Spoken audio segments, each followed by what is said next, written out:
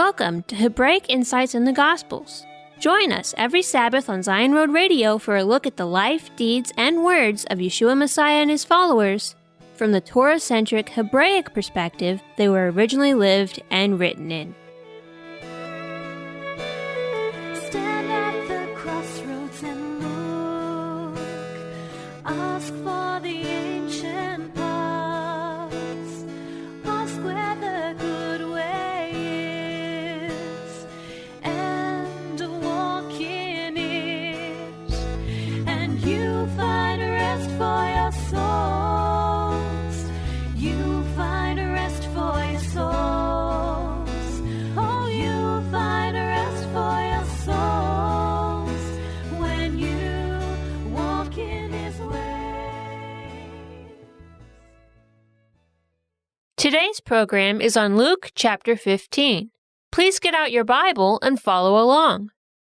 What do the scriptures prophesy about the remnant of Israel?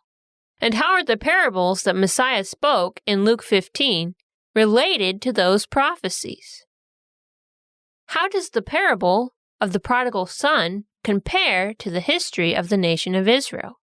If you look at the parable of the prodigal son as relating to Israel, who is the prodigal son? And who is the older son? Could God's promises to the remnant of Israel in these last days possibly apply to you? Who will seek the remnant out and cause them to return? Could it be that God is calling you to come home? Stay tuned throughout today's program for Eliyahu ben David's insight on these questions and more in Luke chapter 15. And now, here's Eliyahu ben David. Stand at the crossroads and look. Ask for the ancient paths. Ask where the good way is, and walk in it, and you find rest for your souls. You find rest for your souls. Oh, you find rest for your souls when you walk in his way. You know, for the best part of 2 decades, Zion has been putting out the message that it's time for the people of Yahweh to come home. We're going to hear this message the very best way we possibly can from Yeshua Messiah himself in Luke chapter 15. And certainly we have such a welcoming message from him for all of his scattered sheep. He said a certain man had 2 sons. The younger of them said to his father, "Father, give me my share of your property." He divided his livelihood between them.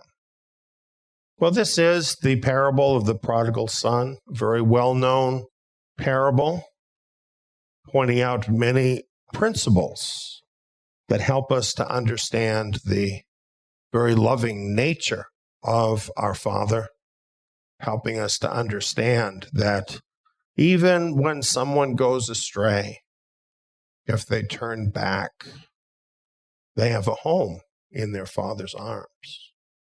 And this is probably the most important part of the message for every person who reads this parable. It is a call to come home.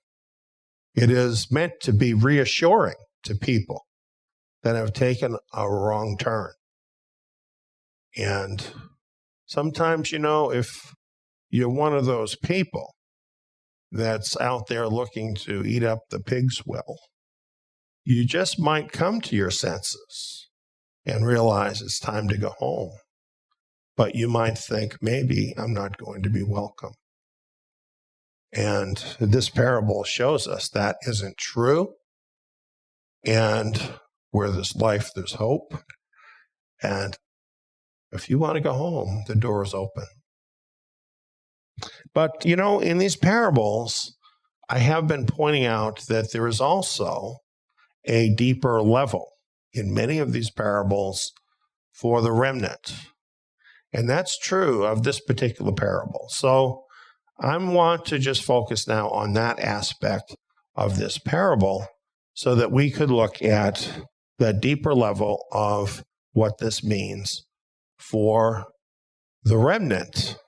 And we'll compare this parable to the actual history with which Yeshua Messiah was familiar, with which all his listeners were familiar, as well as the prophetic picture, and see if it clearly fits what we find there.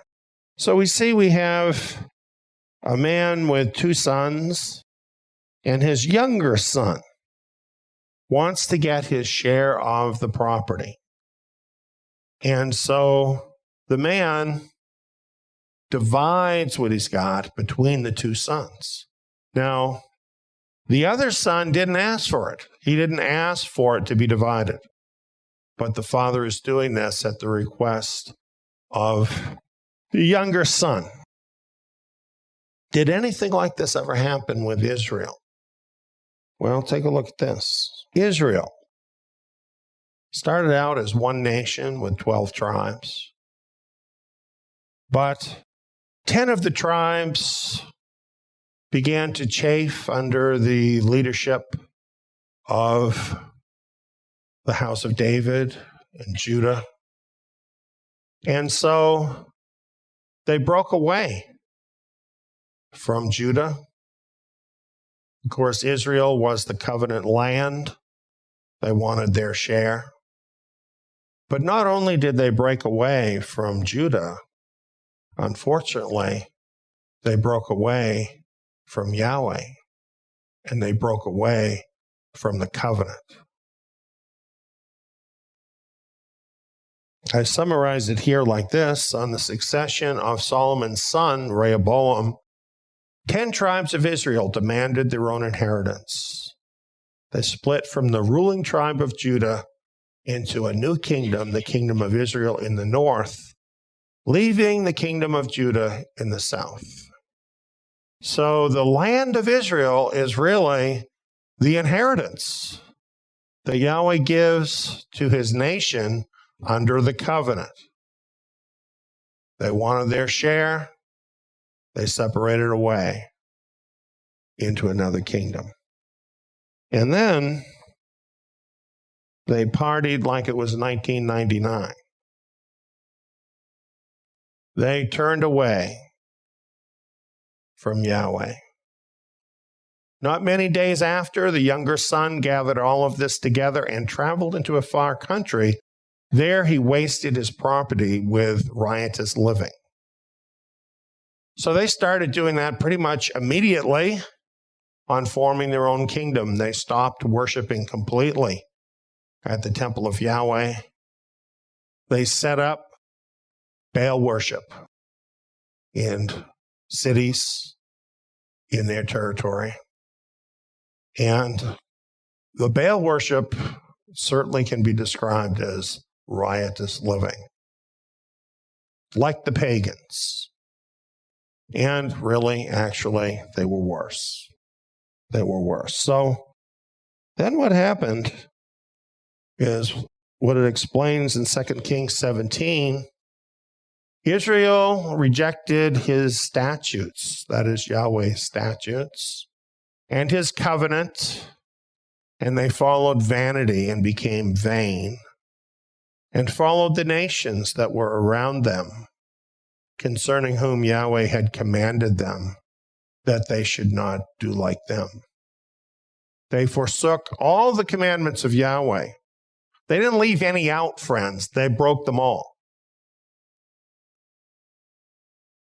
And made them molten images, even 2 calves, and made an Asherah, and worshipped all the army of the sky, and served Baal. This is about as far away from Yahweh as Israel could get. It's like not only not obeying Yahweh, but disobeying in every way that matters. So that's what they did. Well, 2 Kings 17:6 goes on saying what happened as a result. In the 9th year of Hoshea, the king of Assyria took Samaria and carried Israel away to Assyria and placed them in Hala and on the Habor, the river of Gozan, and in the cities of the Medes. So the 10-tribe kingdom was removed to a far country, the country of Assyria. And how often does this happen? Amazingly, Assyria deported the entire population off of the land. Everybody, the 10 tribes, totally removed from their homeland in Israel and transplanted to the southern shores of the Caspian Sea. From there, they were scattered throughout all the nations where since then they have been assimilated. Very, very similar to the prodigal son, isn't it? They were as far away from their father as they could get, as far away from the land as they could get, scattered throughout the nations. They partied on. Ezekiel 20:23 kind of tells us what happened. It says, "As for you, house of Israel, thus says Adonai Yahweh, go serve everyone his idols. And hereafter also, if you won't listen to me, but my holy name you shall not profane with your gifts and with your idols." So you see, Yahweh said, okay, if that's what you want to do, I can't stop you. Go ahead and do it. But I'm not going to let you profane my name. So they had to be removed from the land. They could no longer be called by his name. They could no longer be recognized as his son. Now, they were Gentiles, like every Gentile, like every pagan. That's who they were. Well, what they had had in the land, whatever of that they could take with them, soon was used up.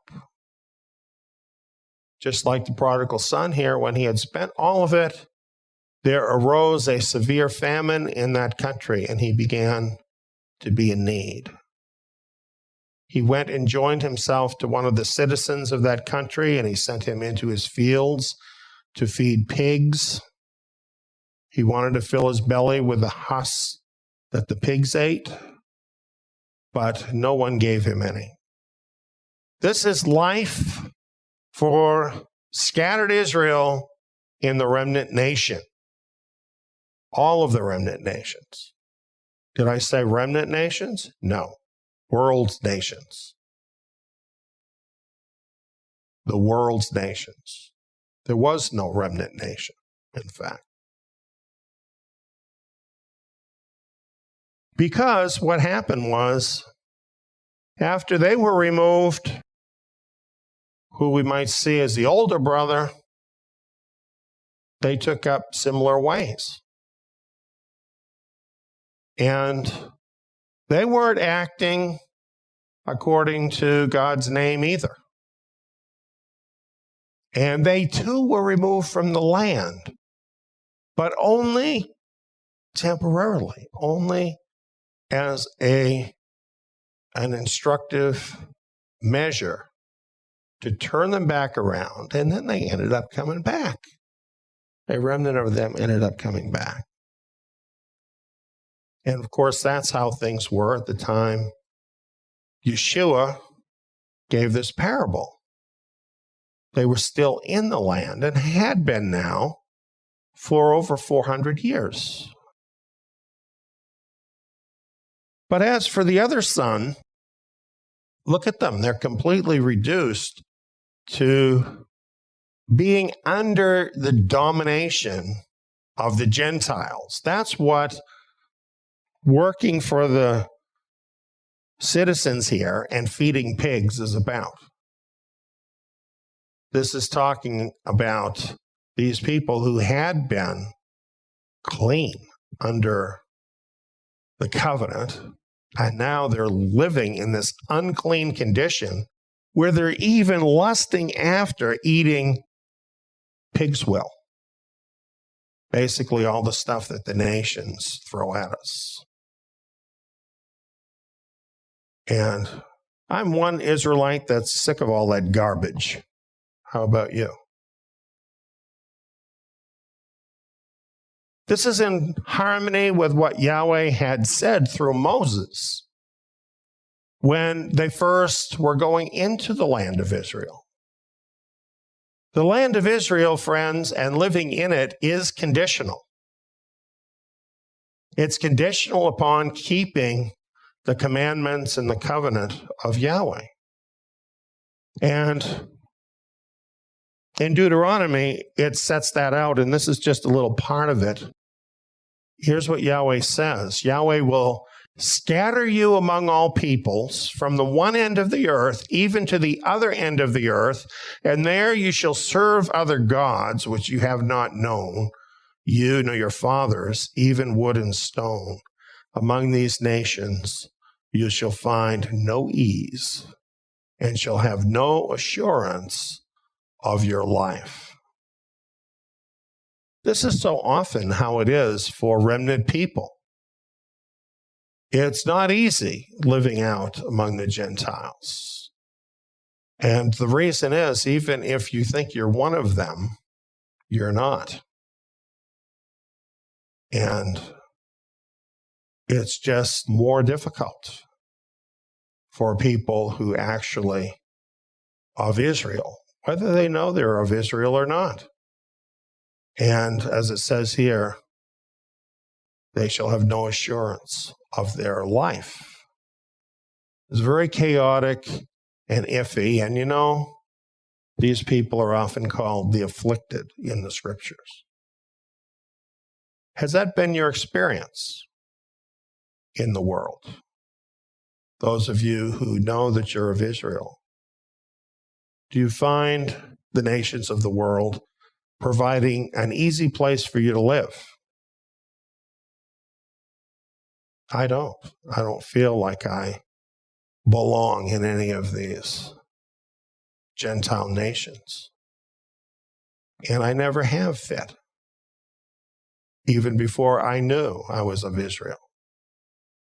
And I think there's a lot of people who are like me, and maybe this is one thing that could be a hint to some of us of who we really are.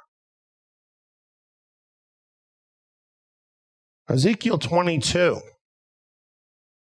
Ezekiel talks to the 10-tribe kingdom. He says, I will scatter you among the nations and disperse you through the countries, and I will consume your filthiness out of you. You shall be profaned in yourself in the sight of the nations, and you shall know that I am Yahweh. How is that knowing that he's Yahweh? Well, it comes to you kind of like this, okay? If you're dispersed among the nations, you're out there and you're on your own, doing the things the nations do. And yet what happens? You come to a place where you're empty and pitiful and you've got nothing. And the nations look at you and they think you're pitiful too. Then you discover the scriptures were right. You discover there is another way. You discover this is what Yahweh said would happen all along. And then you come to know Yahweh. Well, when he came to himself, he said, how many hired servants of my father's have bread enough to spare, and I'm dying with hunger? I will get up and go to my father and will tell him, Father, I've sinned against heaven in your sight. I'm no more worthy to be called your son. Make me as one of your hired servants. You know, a servant in the house of Yahweh is better than a son in the house of the world. You look at what they really have. They have money. Some of them have big houses and lots of wealth. What happens to all of that? Well, Yeshua told us about that. They build their bigger barns and fill it all up with all their stuff. And then they say, oh boy, now I'm going to relax and enjoy my life. And they don't even know that Yahweh is going to call them, and all of that's going to somebody else. They've got nothing. They have vain lives. That's what the world has got. And why is it that sometimes the people of Yahweh actually covet that stuff? They actually leave Yahweh so they can have the stuff. They think all that glitz they see, all of that is worth pursuing. But when you actually do pursue it, like, say, for instance, Solomon did, if you have any wisdom, you come to a place after a certain point of time when you say, hey, this is just all vanity. This is the wrong direction. And that is what Yahweh had in mind when he said, okay, go ahead, take your inheritance and go. Because he knew that when you follow that path and you get to the end of that path, if you're honest with yourself, you say there's nothing there. Nothing. It's all just vanity.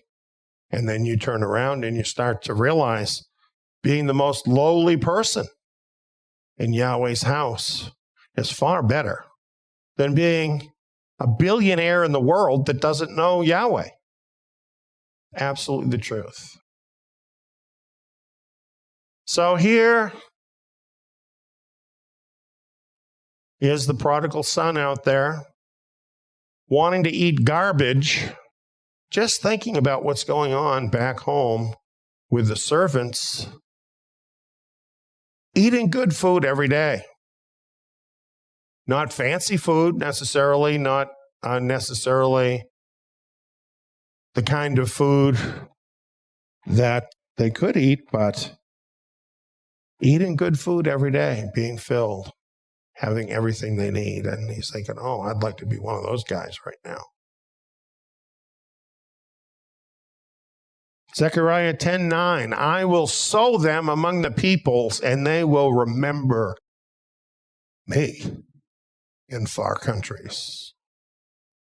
And they will live with their children and will return. You know, that prophecy has never been fulfilled. Part of it has. They were sowed among the peoples. And today, some of us are remembering him in far countries. If that wasn't true, we couldn't have Zion Academy, because we have people from many far countries that come and participate because they have remembered him and remembered who they are. But this other part has only partially happened. They will live with their children and will return.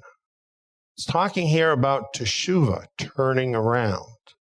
But you see, it's returning in two senses. One is returning to our Father in our heart, which involves returning to our true identity as Israel. But the other thing, the other part of this, where this takes us, is to return to our land, receiving back our inheritance. And that can only come as a miracle. So it tells us he arose and went to his father. Look what it took to get him to go back to his father. He was lusting after pig's will. And finally, it dawned on him, I need to go back to my father. Doesn't it take that sometimes? I know that we have some people, no doubt, who have come to this ministry, who have had that experience, who turned away and went after the big swell of this world, and then later thought better of it and decided to return to their father. Hosea 3, 4 through 5, for the children of Israel shall live many days without king, without prince, without sacrifice, without sacred stone, without ephod or idols. Afterward, the children of Israel shall return and seek Yahweh, their Elohim, and David, their king, and shall come with trembling to Yahweh and to his blessings in the last days. Could it be any plainer than that? Why is it that so many Bible-believing people of all different stripes somehow have missed this? Somehow they don't see this. Sometimes they spiritualize it. Somehow this becomes the church in their mind. Sometimes it becomes an allegory of some kind. But when you know the history of what happened with Israel, how can you look at this as anything but a prophetic promise from our Father? That's what it is. And it describes exactly what has happened for over 2.5 millennia. Think of that. 2.5 millennia. That's why they call them the lost tribes. Basically, they've been put in a blender with the rest of mankind, and the button was pushed on high. They're scattered everywhere. So, so many people think, well, I couldn't possibly be of Israel because I'm this, I'm that. I'm from here, I'm from there. That's wrong. Doesn't matter where you are. You could be of Israel. And if you're listening to this, you probably are of Israel, because why else would you be listening to this, right? Look at just how thoroughly they would become assimilated. No more Israelite king, no more prince. In other words, no more government, no more order whatsoever. That's all gone. That's something that holds together a people, a nation, it's all gone. And then it mentions sacrifices and even their idols that they lusted after. All gone. They have no common thread of spirituality of any kind holding them together. And yet, the miracle that only Yahweh could do. It says, afterward, the children of Israel shall return. So this is like many generations after the time that they left.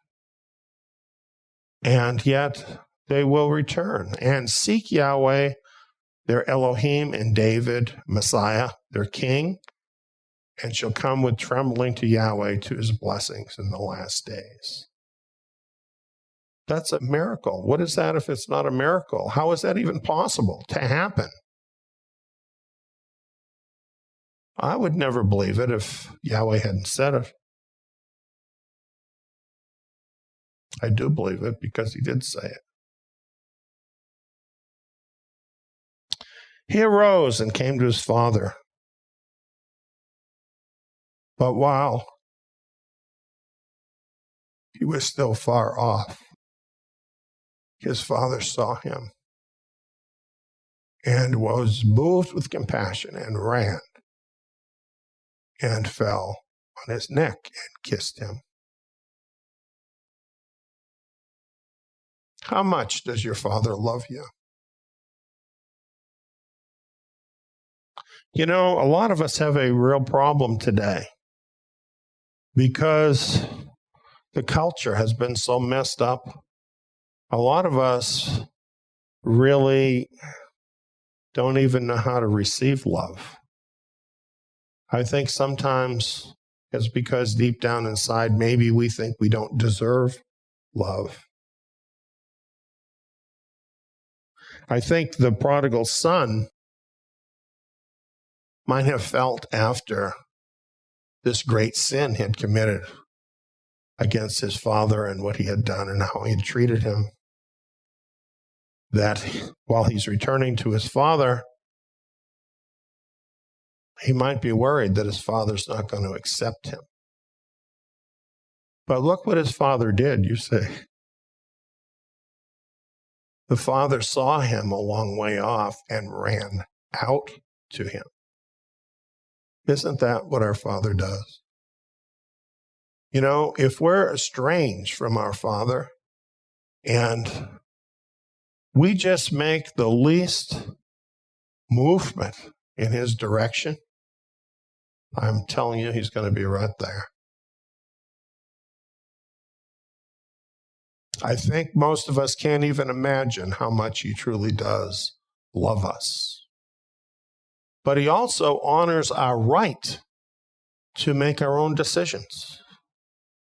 He's given us free will, and he actually lets you exercise it. And so it is up to you, and you do need to make that move in his direction. But as soon as you do, he's right there to help you every step of the way. That's who he is. That's who he is. He has seen us a long way off. Now I'm talking about the remnant. He saw us when we left 2.5 millennia ago. He spoke through Jeremiah. Yahweh, save your people, the remnant of Israel. Jeremiah says, and Yahweh says, behold, I will bring them from the north country and gather them from the uttermost parts of the earth, and with them the blind and the lame, the woman with child and her who travails with child. A great company shall they return here, here meaning Israel. They shall come with weeping and with petitions will I lead them. I will cause them to walk by rivers of waters in a straight way in which they shall not stumble. For I am a father to Israel, and Ephraim is my firstborn. He is our Father. He saw us a long way off. With the wisdom of a father, he knew what had to happen. He knew we had to follow that rabbit hole. And we did. But he knew eventually some of us would come to our senses. And when we were ready, he would be ready. Truly a wonderful Father. Well, then we have this amazing moment. The son said to him, "Father, I have sinned against heaven and in your sight. I'm no longer worthy to be called your son." Is that true?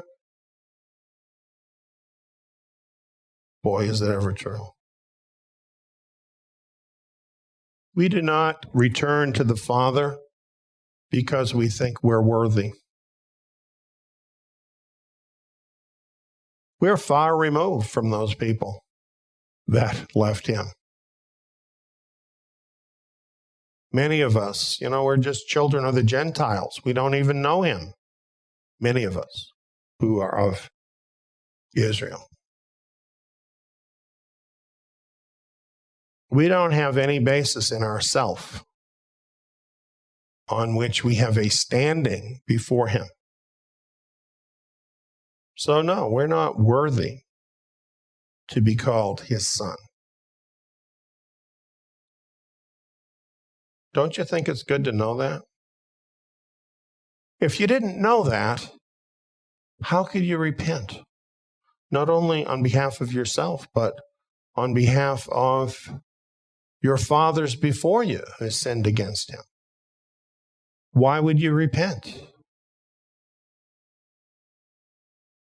We don't have a standing because we've been so great, because we haven't been so great.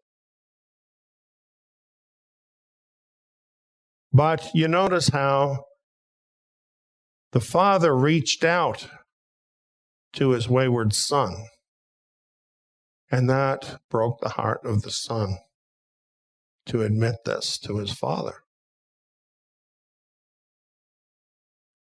I think that happens for the remnant.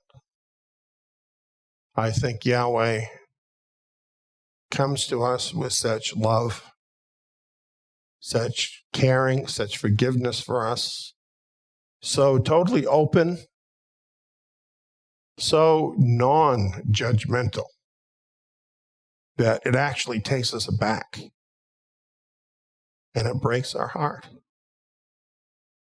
as it should. And it makes us have an earnestness within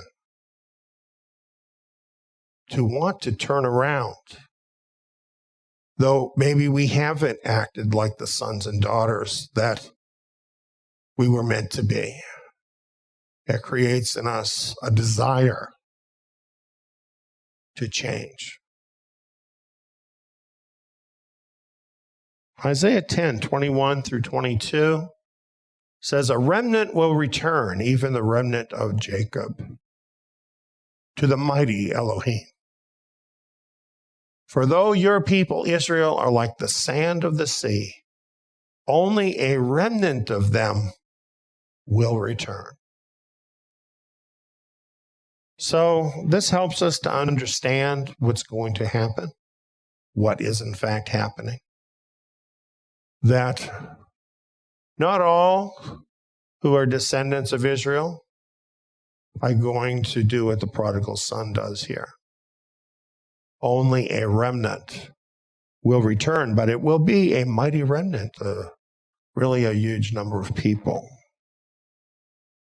And a returning is happening. We're going to see this hugely over the next decade. It's going to be astounding what we're going to see happen. And hopefully those of us who are here at Zion will have educated ourselves enough, learned enough from Yahweh about these truths that we can be here to assist all of those folks that are going to be wondering, well, what is really going on? What is this really all about? What do I need to do now? And we've been building up a vast library of materials for people, haven't we? That we can point them to, and we can all be ready to help them. But the father said to his servants, "Bring out the best robe and put it on him. put a ring on his hand and shoes on his feet. Bring the fattened calf, kill it. Let us eat and celebrate, for this my son was dead and is alive again. He was lost and is found. They began to celebrate. You know, in the book of Ezekiel, it shows all these dry bones. That's these people, right? Israel, scattered Israel out there, essentially dead and buried. Essentially dead and buried. Coming to life again. That's something that Yahweh wants to celebrate. You know why? Because Israel is the apple of his eye. Israel is the apple of his eye. His love for Israel is so great. All that matters is that they're coming home. You know, I have some estranged children. That's just how I feel. I don't really care what they've done. Doesn't matter. I just would like to see them come through my door. That's just how our Father expresses himself here in this parable. And it's kind of overwhelming. I mean, I think the return of this prodigal is kind of amazing, don't you think? Here he's just looking for something a little better than pig's well. And this is so lavish, it's just outrageous, isn't it? It's just amazing. Why? Why all of this lavish outpouring? His returning son needs to know he's loved that much, that it's real, that he's really home now, that he's got everything back again that belongs to him. He knows he doesn't deserve it, but he's got to know this to be able to come home and to function as a son. So the Father pours all this out. Now let me tell you something. It won't be long, a few years. And we're going to see this happen on a grand scale. And we're going to see many of the remnant coming back. And it's going to happen, and there's going to be a great celebration. Yahweh is going to pour out blessings on his remnant that are really going to shock the socks off of everybody, especially us, especially the returning remnant. It's going to knock us out, the blessings that Yahweh wants to pour out on the returning remnant. That's really what's going to happen. And it's going to be an amazing thing, and it's going to be such a celebration. It will catch the notice of people. Zechariah 10:6 says this, I will strengthen the house of Judah, and I will save the house of Joseph, and I will bring them back, for I have mercy on them, and they will be as though I had not cast them off. For I am Yahweh their Elohim, and I will hear them. You know, there's going to be none of this thing that you've done the wrong thing and we'll let you back. But you have to realize you're like a second-class person here. Because these other people, you know, they've been sticking with it all along. You messed up, so you're going to be in this second-class place. That's not Yahweh's heart.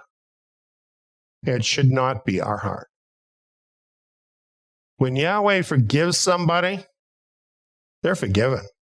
It is over. And really, believe me, friends, we should not be bringing up stuff that people did back whenever. Are they walking with Yahweh today? That's the question.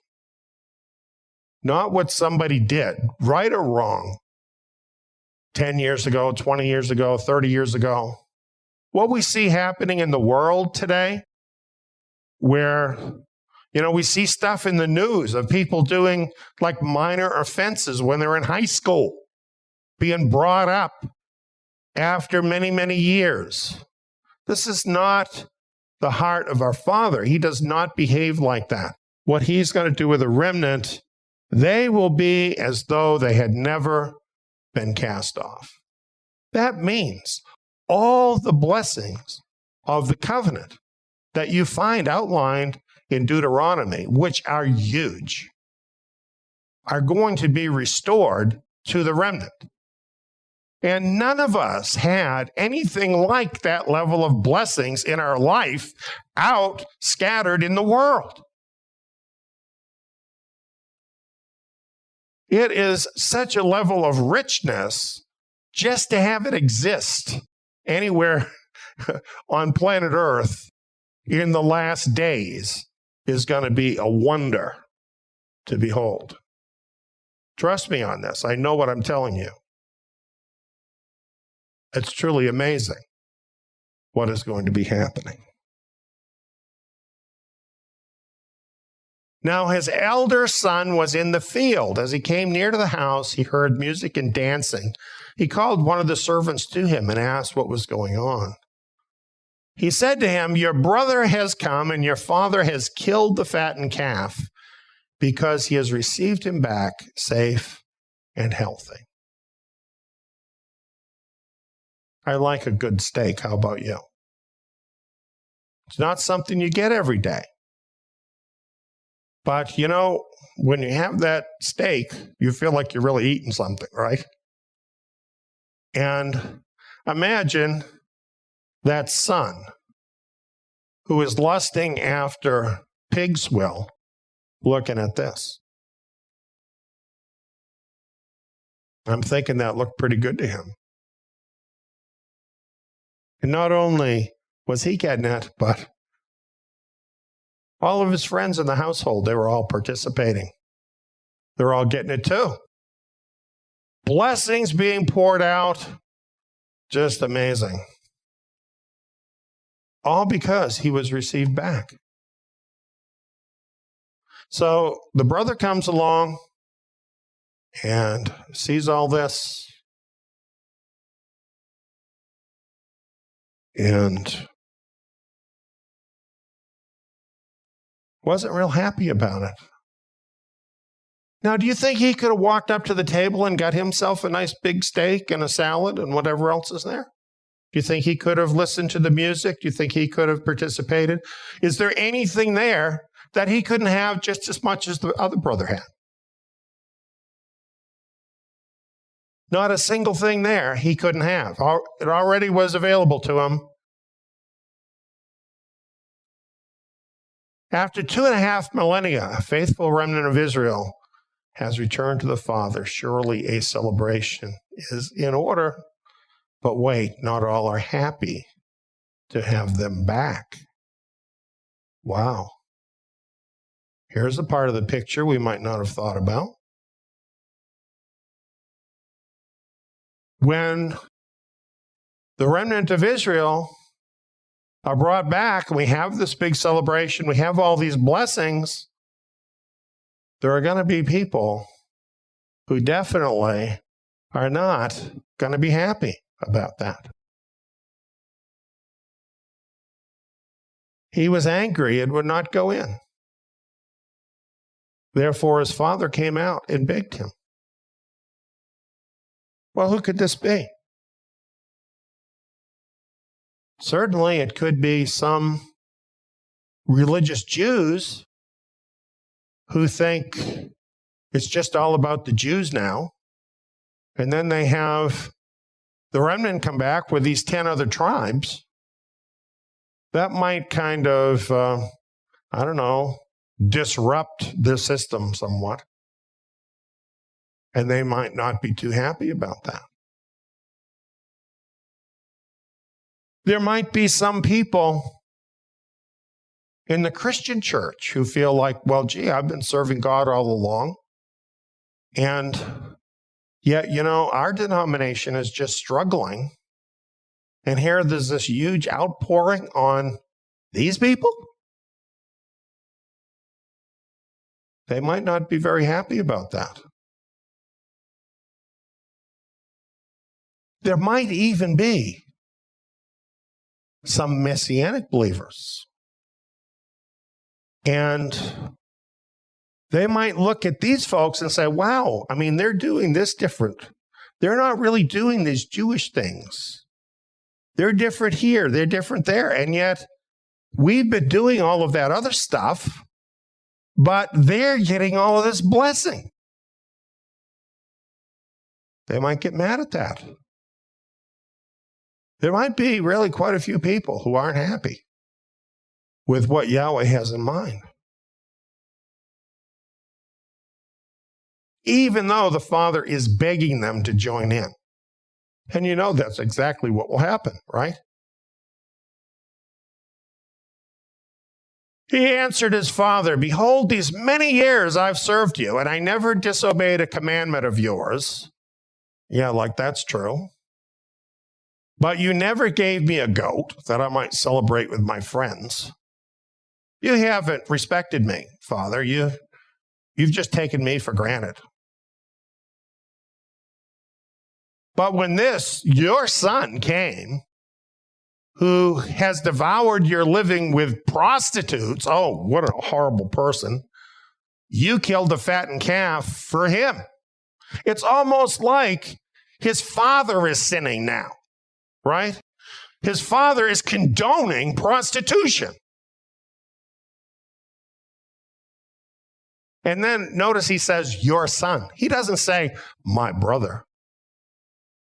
It's your son. What do you think is the motive behind this? Do we ever feel like this? Be honest. When you see somebody else receiving a blessing you'd like to get, but you didn't get it or you don't feel like you got it?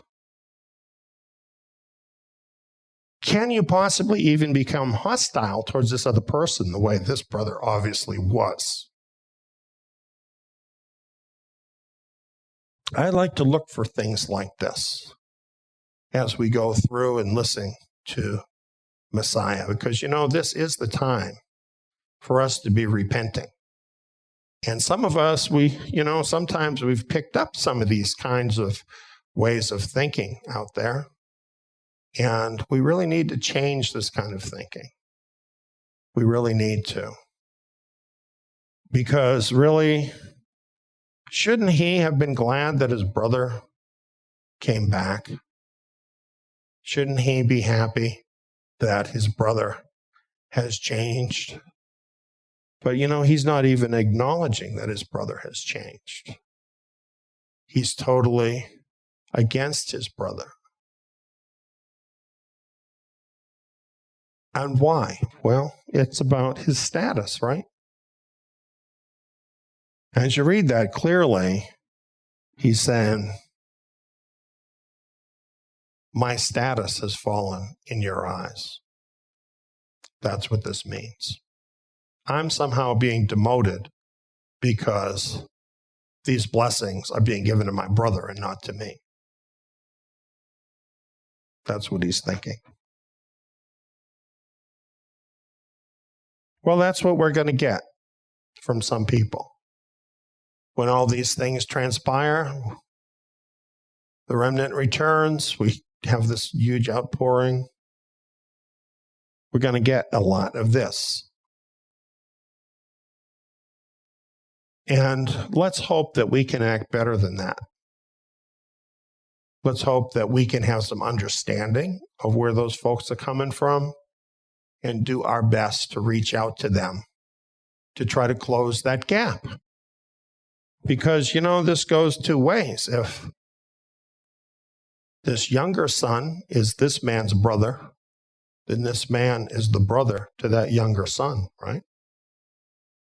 So, we have to have respect for others. We have to have respect for what they have done. I think, for instance, of the Jewish people who have reclaimed the land of Israel, they went ahead and they got it done. And they fought the wars. Mothers lost their sons. They have just taken a huge amount of abuse. They have been hated by many throughout the world. They are misrepresented as racists and oppressors. And the list goes on and on of what they have gone through to return and to reclaim that land. And I believe when we return to that land, we need to respect that because they've earned that respect. That's really important that we do that. And they have done something that we didn't do. Just like this son was there with his father all along, helping his father. Well, they've been there in Israel all along, helping to reclaim the land. All those prophecies about how it's all a desert and it's all going to come back? They did that, not us. So we need to have respect for that, even if maybe they're upset with us at first. Let's hope we can turn them around by treating them the right way. So what did Yahweh say? Well, he said, "Son, you are always with me, and all that is mine is yours." It's true, under the covenant, Yahweh's given us everything. But it was appropriate to celebrate and be glad, for this your brother was dead and is alive again. He was lost and is found. A whole nation lost. What nation has ever come back after 2.5 millennia and being scattered throughout all the world? If that's not something to celebrate, I really don't know what you would celebrate. That's just such an amazing thing. So who is this other son? Well, we've talked about it somewhat. I think it boils down to religionists, people, whether Jews, Christians, whatever they may be, Messianics, who feel that they have done everything that God wanted, now have kept his commandments. And while this is probably, I think pretty certainly not true, because nobody keeps his commandments perfectly. Why did God give Israel atonement in the first place? Isn't it because we need it? But nevertheless, there are people who feel like they have really spent their whole life being righteous people, who covet the position they're in, who will not welcome what's going to happen with the remnant. And I don't think it's too early to start praying for those people. And perhaps Yahweh can turn the hearts of many of them before we return home. Because we really do want to be part of a family. And we want them to be part of the family too. And we want to promote peace with our family. Well, we have the parable about the woman who lost the coin. Interesting that she had 10 coins. Reminds us of the 10 tribes. When she found it, she calls together her friends and neighbors, saying, "Rejoice with me, for I found the drachma which I lost." I think this could very well be other Jewish people who actually will be very glad about the lost tribes coming home, who will be excited about it, because, this is something that you find in all of the rabbinical literature out there. They all talk about the return of the tribes. They know it's a fact. They know it's going to happen. Josephus talked about it too. And not only that, but they believe that it's going to happen as a sign of the soon coming of the Messiah. So really, many of them may be very glad to see the lost tribes returning and will rejoice over the return of those tribes. And then we think again of the man who lost the sheep. Reminds us of our Father. Jeremiah 31, speaking about the remnant, says, "He who scattered Israel will gather him and keep him as the shepherd does his flock." Wonderful promise. Doesn't matter where you are. Doesn't matter how distant you may be around the world. I may not be able to find you, but Yahweh will find you. And he will gather you, and he will keep you, because you are his sheep, and he loves you.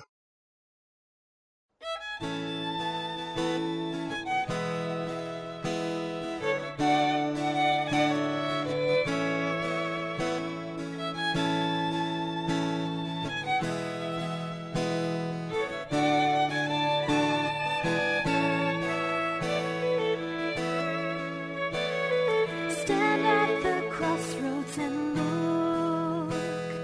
Ask for the ancient path. You have been listening to Hebraic Insights in the Gospels.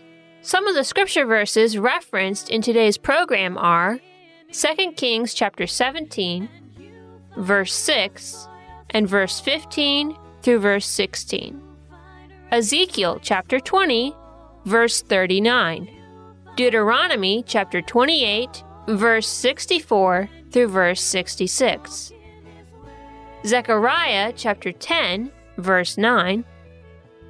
Hosea chapter 3, verse 4 through verse 5. Jeremiah chapter 31, verse 7 through verse 10. Isaiah chapter 10, verse 21 through verse 22. And Zechariah chapter 10, verse 6.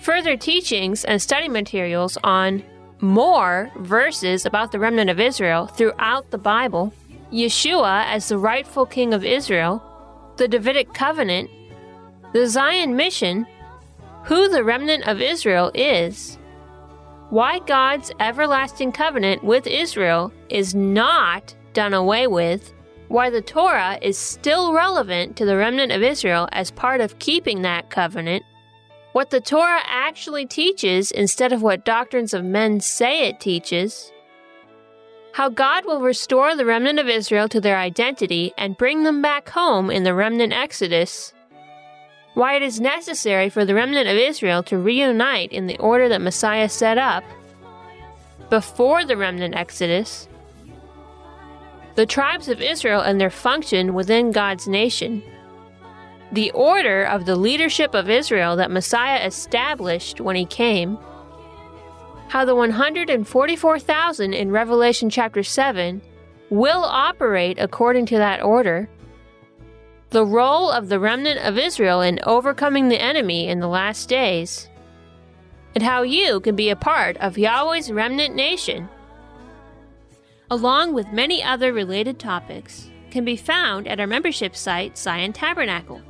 Sign up is free. Just go to zion.net. That's TSIYON.NET.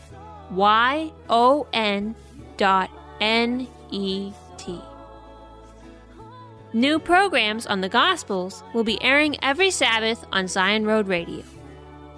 Tune in next Shabbat to learn more from Hebraic insights in the Gospels. Shabbat Shalom! Stand at the crossroads and look. Ask for the ancient paths. I love Yahweh. I love Yahweh. The Christian church system has claimed that Israel is cast off and done away with. However, Jeremiah chapter 31, verse 35 through verse 37 says, "Thus says Yahweh, who gives the sun for a light by day, and the ordinances of the moon and of the stars for a light by night, who stirs up the sea so that its waves roar. Yahweh of hosts is his name. If these ordinances depart from before me, says Yahweh, then the seed of Israel also shall cease from being a nation before me forever. Thus says Yahweh, if heaven above can be measured, and the foundations of the earth searched out beneath, then will I also cast off all the seed of Israel for all that they have done, says Yahweh." The sun is still here. The sea still roars. And the stars still shine. Learn how Yahweh's nation Israel is literally written in the stars as a permanent testimony of our God's commitment to his covenant with Israel. Visit our community site, Zion Tabernacle, and sign up as a free member to view Eliyahu ben David's seminar entitled One Nation Written in the Stars. Now available free of charge as part of Zion Fast Track, our introductory video course. Zion Fast Track will give you the big picture of what God is doing with his remnant nation in this very generation. To sign up and learn more about what other free resources you'll get as a Zion Tabernacle member, go to zion.org and click Join Us. That's TSIYON.org. Then click Join Us. I love Yahweh. He heard my cry. He rescued me in my darkest